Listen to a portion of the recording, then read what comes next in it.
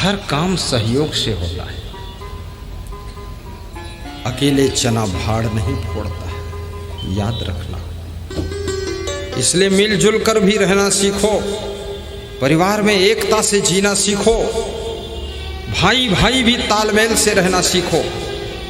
अगर एक भाई ट्रैक्टर लेना चाहता है, जमीन ठीक है, तो दूसरा भाई कहे कि 1 लाख की मदद मैं करूंगा, तुम ट्रैक्टर ले लो।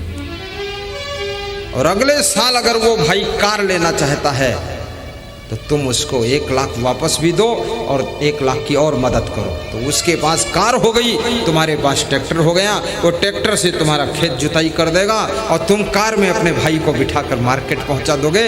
दोनों का काम हो गया। थोड़ा बुद्धिमानी सीखो। लेकिन ये सब कब होगा? जब अहंकार नहीं होगा। अहंकारी व्यक्ति किसी से जुड़कर काम नहीं करता है। अहंकार से काम नहीं चलता है। आप देखे होंगे आइसक्रीम, वो बांस की किल्ली लगी होती है आइसक्रीम में, बांस की डंडी, क्या बोलते उसको आप? वो जो चूसते हैं बच्चे लकड़ी पकड़कर, क्या कहते उसको? हाँ, ऐसी डंडी जैसी। मैं उसको आइसक्रीम बोलता हूँ, तुम क्या बोलते हो? आइसक्रीम, ठीक, एक ही भाषा।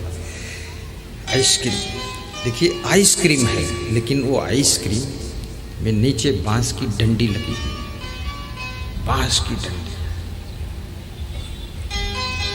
वो क्यों लगी है? लोग आइसक्रीम खरीदते हैं, उस बांस की डंडी को, उस लकड़ी को कोई नहीं खरीदता, लेकिन वो लकड़ी आइसक्रीम में फंसी हुई है।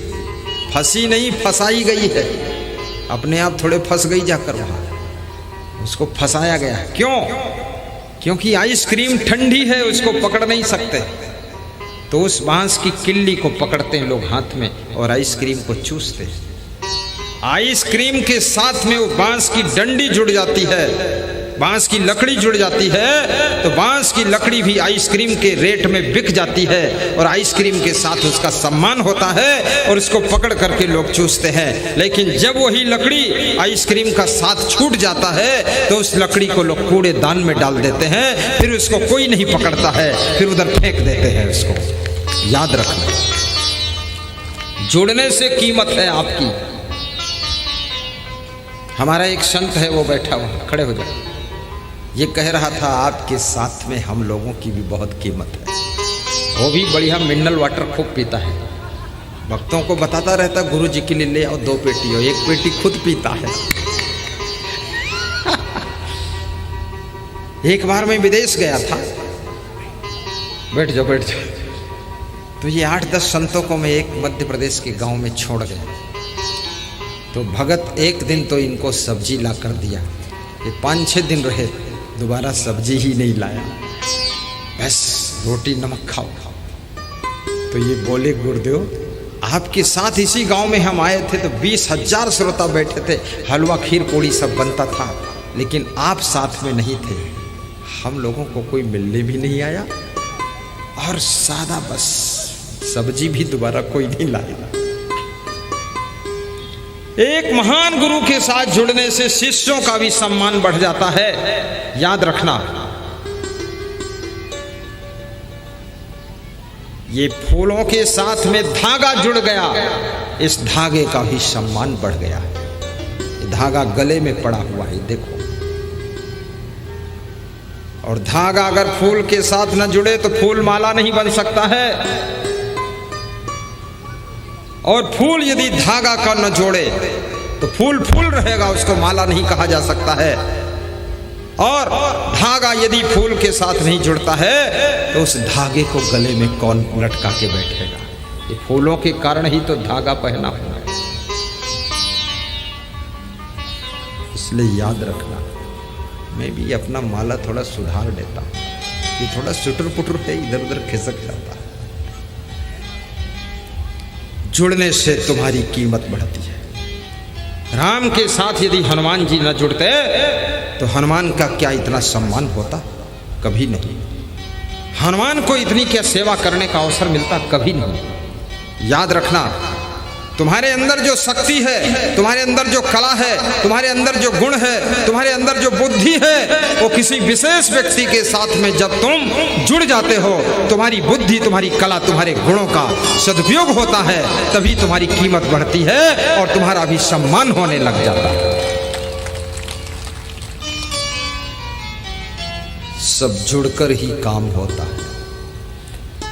जैसे वो संत जी टोन बजा रहे हैं, तो मेरे प्रवचन के साथ ही उनकी टोन का महत्व है।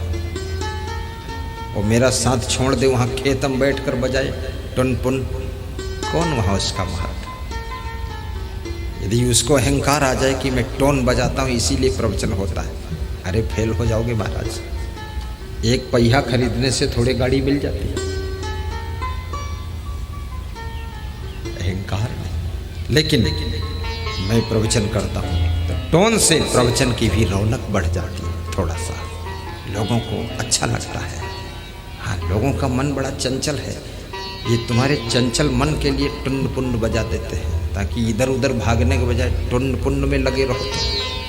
हाँ, ऐसा है, ये मैं बहुत सोचा हूँ इसको, क्योंकि पूरा मन तो प्रवचन सुनने में लगेगा नहीं, 20% तो इधर उधर सोचेगा, तो बीच में टुनुक पुनुक बच जाता तो उधर ही सोचते रहते। तो मन को यहीं गांस के रखता हूँ ताकि सुन सको तुम ठीक से, ये भी कला है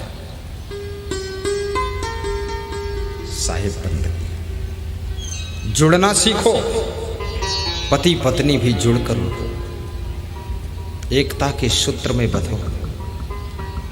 अगर पति की स्थिति अच्छी नहीं है तो ज्यादा डिमांड मत रखो, संतोष में जियो।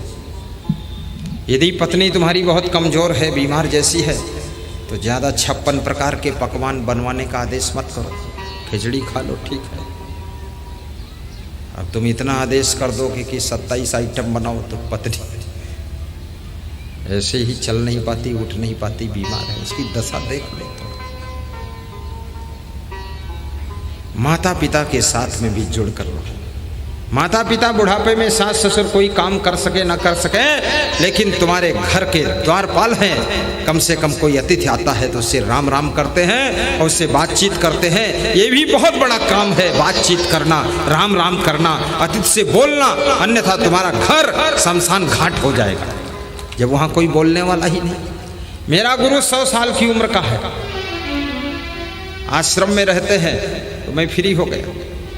जो कोई आता उसको दर्शन देते हैं गुरुदेव, और बंदगी करता है, गुरुदेव को दक्षिणा देता है, गुरुदेव प्रसाद देते हैं, आशीर्वाद देते हैं। हम छुट्टी पा गए, हम झारखंड आ गए, दुमका में प्रवचन सुना रहे हैं, नहीं उस लफड़े में हमको फंसना पड़ेगा, वहाँ बैठना पड़ेगा।